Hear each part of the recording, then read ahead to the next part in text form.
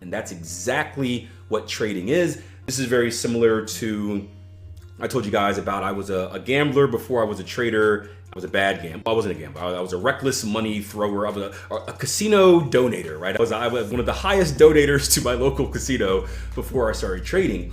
And then when I started trading, I took my trading business approach to the casino and it ended up working really nice.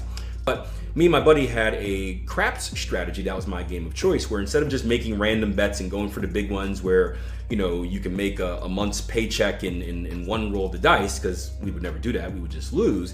What we did was we just took a very consistent approach to the market. We had a base of 4 numbers that we would start with. In craps, you put money on numbers, and if the dice rolls on that number, you get money. If it rolls on a 7, you lose everything, right? So you're basing on, you're betting on that you make money before 7 is hit. And if you're wondering why 7 is hit, because 7 has the highest odds of being hit when you roll 2 dice. That's why the odds are always in the casino's favor. But what we would do is we would have a base bet of 4 numbers. And then once we would win some money off of those 4 numbers, we would try to cover all of the numbers. So when we're in a situation where you cover all of the numbers, or the majority of the numbers at least, what happens is you're gonna make money on every single roll of the dice unless 7 is hit. And this would only happen maybe 1 time per sitting. So we'd sit there and we'd make a little money, crap out. We sit there, maybe lose, or sit there, make a little money, crap out. And every once in a while there was what's called a hot roll, where, you know, someone lucky is at the table, they're rolling and just they're allergic to 7s, right?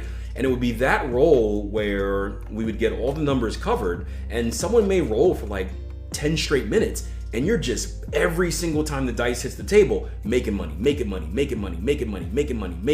then eventually they crap out. And in the past, what we would do is we would wait for the next big roll again, and we'd blow everything doing it. When we got smart, we would just leave. But the fact of the matter is, we would sometimes sit at this crap table for 2-3 hours, like just surviving the game, like not really making much, not really losing much, just surviving it. But we were consistent in what we were doing. We knew that the big roll would come at some point, and our job was not to try to time it and be like, ooh, she looks lucky over there, maybe I'll do it now. It was to do the same damn thing every single time, and when it came, we were in position to take advantage of it. And that's exactly what trading is. The only difference in trading, the odds are in our favor versus the casino having the odds.